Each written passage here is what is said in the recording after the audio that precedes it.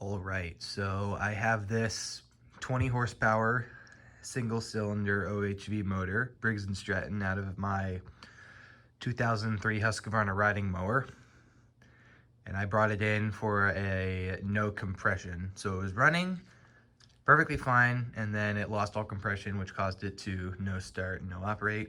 So I went diagnosing after it, pulled the head off first thing, because I was intending that it would have been the piston rings, because it's been in there for about 6 years of continual use.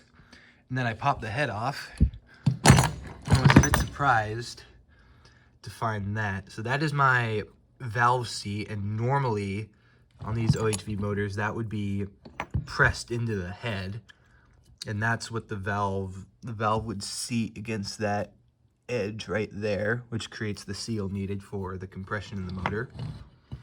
So what I'm betting happened is that the head sits like this in the motor, this being the top of the motor. Let's see if I can remember. I believe that's the exhaust valve and that's the intake valve. So what happens is when this moves in and out, it's constantly hitting this seat in the wall of the head.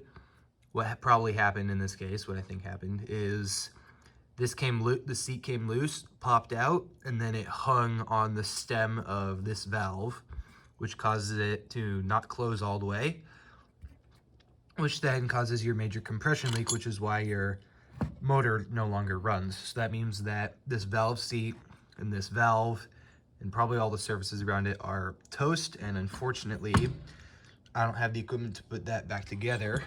So over here I happen to have a spare head, and it's got intact valves and valve seats and was functional, because this is the head from the original motor, because this is the second motor that tractor's ever had, because the first one threw a rod out of the block.